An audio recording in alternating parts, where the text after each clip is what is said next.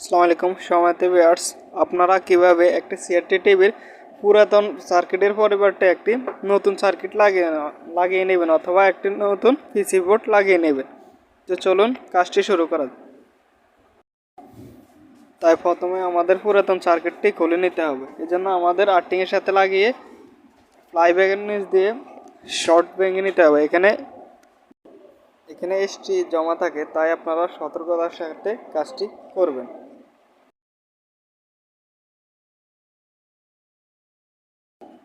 একে একে আমরা সবগুলো কেবল খুলে নেব। প্রথমে আমরা এসি কেবলটি খুলে নিয়েছি।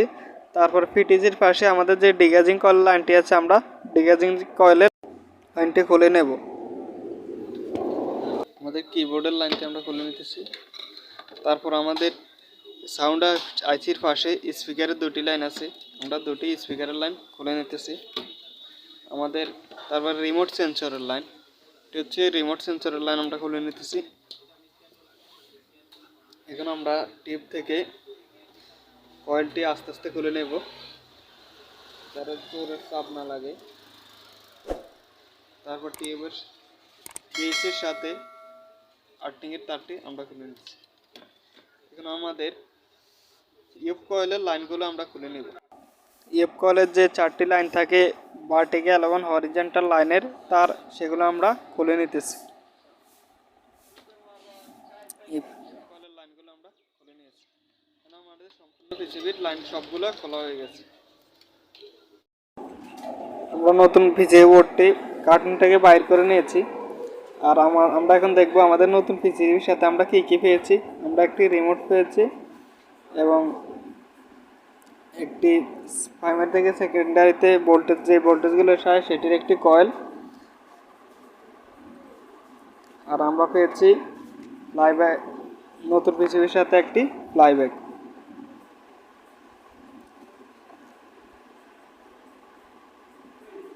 আর আমাদের রয়েছে কিছু কেবল।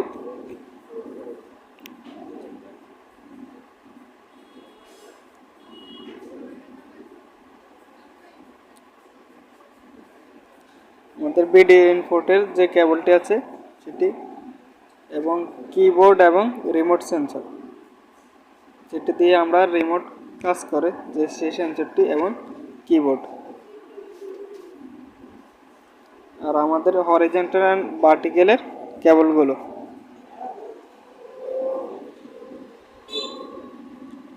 এরপর আমাদের স্পিকারের দুটি কেবল। তারপর আমাদের যে এসি লাইনটি ইন হবে, মেইন লাইনটি, সেটির একটি কেবল।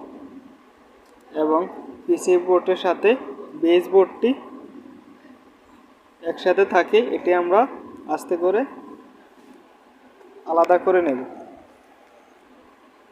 আস্তে করে চাপ দিতে হবে যাতে পিসি বোর্ডটি ভেঙে না যায়। এটি আলাদা করে নিয়েছি আমরা এটা এক পাশে রাখি। এখন আমরা ফ্লাইব্যাক এবং এই কয়েলটি প্রাইমারি থেকে সেকেন্ডারিতে যে ভোল্টেজগুলো যায়, এই কয়েলটি লাগিয়ে নেব। তো পিসি বোর্ডটা আমরা উল্টে নিতেছি।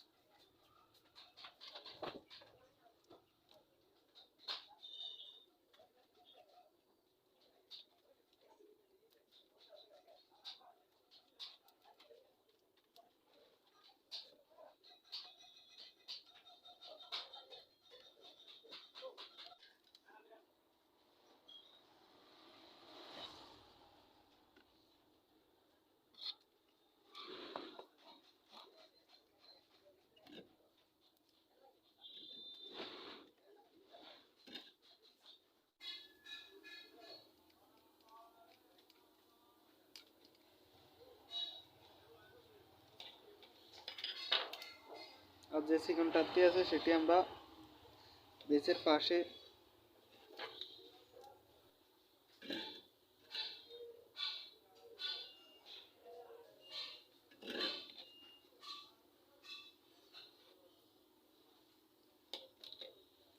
4টি তার রয়েছে, বেসটা আছে সেখানে আমরা কানেকশন দেব।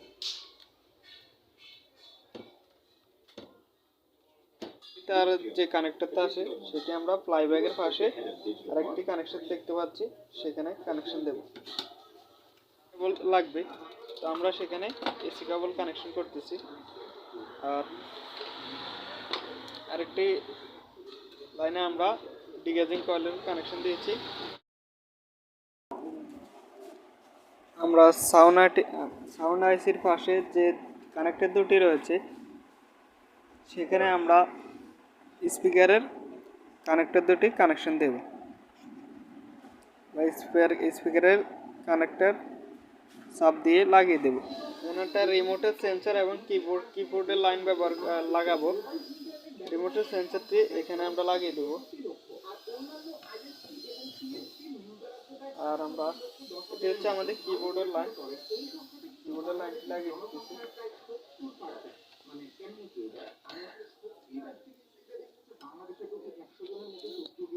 আপনারা সবসময় খেয়াল রাখবেন টিভি খোলার সময় বা ফিটিং করার সময় যে আর্থিং এর তারটি যাতে ভুলে না থেকে যায়।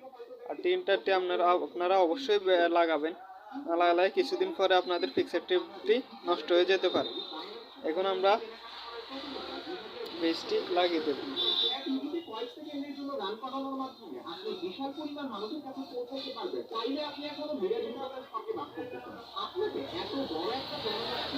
এখন আমরা আমাদের যে ইএফ কয়েলের লাইনটি আছে সেই লাইনগুলো কানেকশন দেব। এর মধ্যে আমাদের যে লাল লাইনটি আছে বা আলাদা যে লাইনটি আছে সেটি আমরা প্লাই ব্যাগের সাথে আলাদা কতগুলো লাইন আছে মাঝখানে একটাতে লাগিয়ে দেব, বা ফিক্সারটি বড় ছোট হলে আমরা এই দিক সেদিক করে নেব। আর মাঝখানে যে লাইনগুলো আছে সেটি আর যে 3টি তার আছে সেখানে লাগিয়ে দেব। ইএফ কয়েলের লাইনগুলো সেখানে কানেকশন দেব।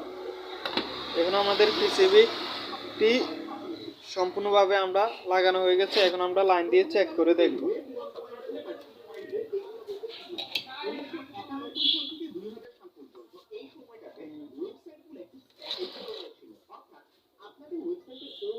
এখন আমরা আমাদের যে ফ্লাই ব্যাগের স্টিক ক্যাপটি আছে সেটি আমরা ফিক্সার টিপের সাথে লাগিয়ে নেব।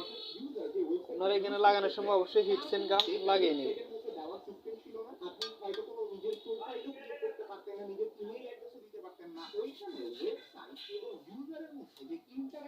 আর আপনারা এখানে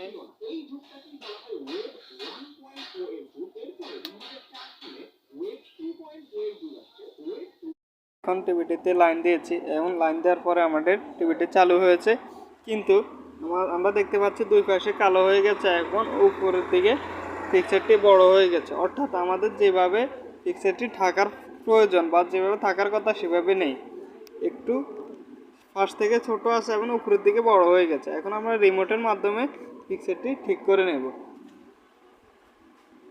তো ঠিক করার জন্য আমাদের দেখবেন রিমোটের মাঝখানে ছোট একটি ছিদ্র আছে, সেখানে আমরা সাব দিলে ফ্যাক্টরি সেটিং আসবে। ফ্যাক্টরি সেটিংয়ের মাধ্যমে আমরা বি হাইট বি লাইন এগুলো আমরা ঠিক করে নিতে পারবো বা ফিক্সারটি ছোট বড় করে নিতে পারবো।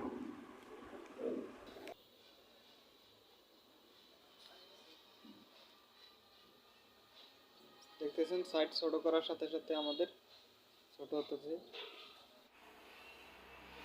ফ্যাক্টরি সেটিং দিয়ে আমাদের পদ্ধতি স্ক্রিনটি ঠিক করে নিয়েছি। এখন আমরা ডিসলাইন লাগিয়ে অটো দিয়ে চ্যানেলটি ঠিক করে নেব।